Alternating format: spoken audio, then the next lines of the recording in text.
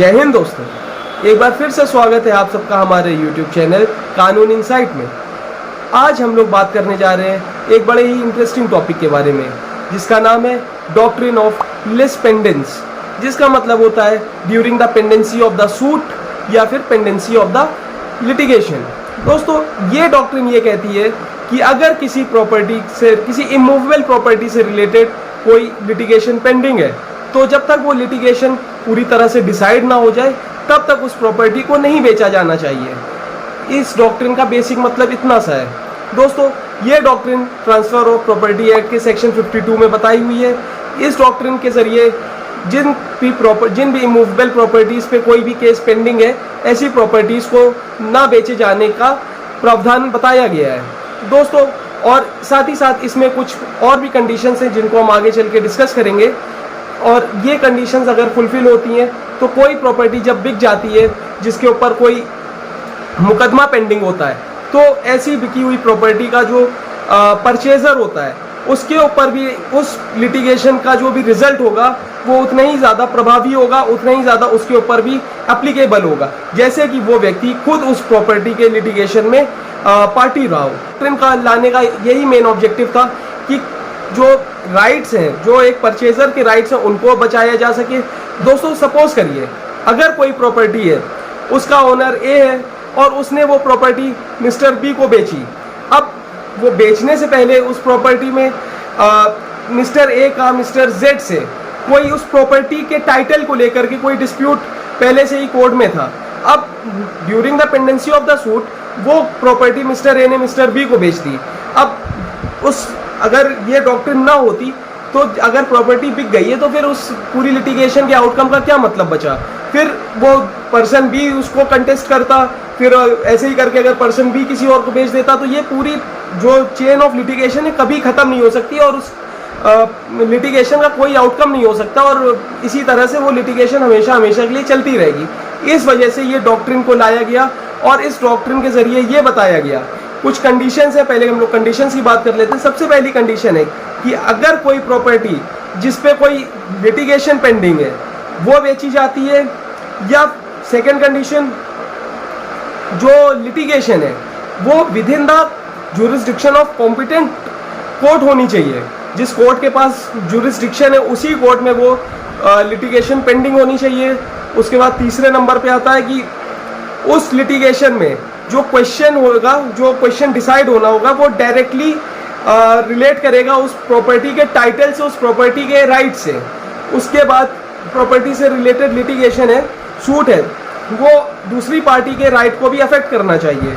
उसके बाद बात आती है कि जब ये प्रॉपर्टी का पूरा लिटिगेशन पेंडिंग था उस समय पे ये प्रॉपर्टी ट्रांसफ़र कर दी गई। और जो लास्ट सबसे इम्पॉर्टेंट कंडीशन है वो ये है कि दोनों जो लिटिगेशन की पार्टीज हैं उनके बीच में कल्यूजन नहीं होना चाहिए।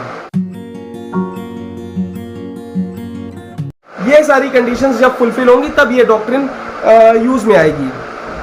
अब दोस्तों, अगर ये सारी कंडीशंस फुलफिल हो गई और किसी प्रॉपर्टी को बेच दिया गया, तो ऐसे में वो जब अगर प्रॉपर्टी बेची गई तो वो प्रॉपर्टी का सेल पूरी तरह से वॉइड और इलीगल नहीं हो जाएगा। ऑनरेबल सुप्रीम कोर्ट ने कई सारे जजमेंट्स में इस चीज़ को बताया है, दोहराया है कि अगर कोई प्रॉपर्टी जिस पे लिटिगेशन पेंडिंग थी और उस प्रॉपर्टी को बेच दिया गया, तो वो प्रॉपर्टी का सेल जो है वो पर से अपने आप से ही इलीगल और वॉइड नहीं हो जाएगा, बल्कि जो उस प्रॉपर्टी का परचेजर होगा उसका राइट है, जो उसका टाइटल है, वो इस लिटिगेशन का जो भी आउटकम होगा, जो भी रिजल्ट होगा, उस पर डिपेंड करेगा।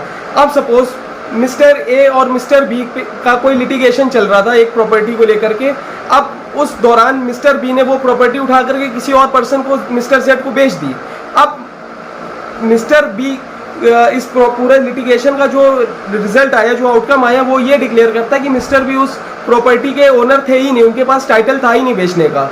और उस कंडीशन में ये फिर आखिरी में जो सेल हुआ है उस सेल में ये माना जाएगा कि अगर मिस्टर बी की वो प्रॉपर्टी थी नहीं, मिस्टर बी के पास राइट नहीं था, तो फिर वो प्रॉपर्टी जो उन्होंने मिस्टर जेड को बेच दी है तो वो पूरी तरीके से गलत है, इलीगल है, और उनके पास राइट ना होने के कारण वो ट्रांसफ़र नहीं कर सके उस प्रॉपर्टी को, और वो प्रॉपर्टी का राइट मिस्टर ए के पास ही रह जाएगा।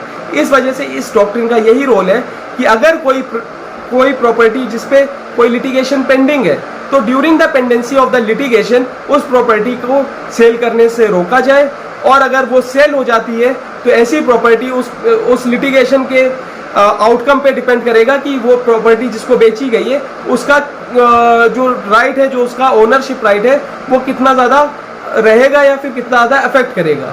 अब हम लोग बात कर लेते हैं कि किन केसेस में ये doctrine of lease pendens apply नहीं करती है।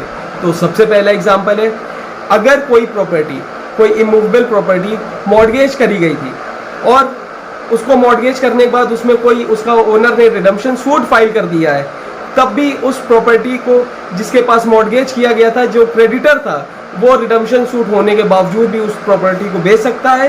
और ऐसे केसेस में इस डॉक्ट्रिन का कोई ऑपरेशन नहीं होगा।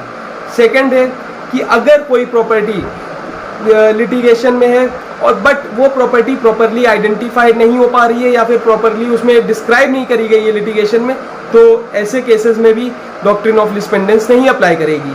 तीसरा केस है, अगर कोई मेंटेनेंस का केस पेंडिंग है और उस मेंटेनेंस के केस में प्रॉपर्टी से मेंटेनेंस मांगा गया है, लेकिन उस प्रॉपर्टी का जो राइट डिसाइड करना है वो उसमें डायरेक्टली क्वेश्चन में नहीं है, तो ऐसे केसेस में भी डॉक्ट्रिन ऑफ लीज पेंडेंस नहीं अप्लाई करेगी। तो दोस्तों ये कुछ एग्जाम्पल थे जहाँ पे डॉक्ट्रिन ऑफ लीज पेंडेंस का ऑपरेशन नहीं होगा, जो डॉक्ट्रिन ऑफ लीज पेंडेंस के एम्बिट के बाहर है। तो दोस्तों उम्मीद करते हैं कि आपको इस वीडियो से कुछ जानकारी मिली होगी, और इस वीडियो को शेयर करें, और कमेंट बॉक्स में अगर आपको कोई क्वेरी है तो उसे ज़रूर लिखें ताकि हम आपके क्वेरीज का सही से जवाब दे सकें। धन्यवाद। जय हिंद।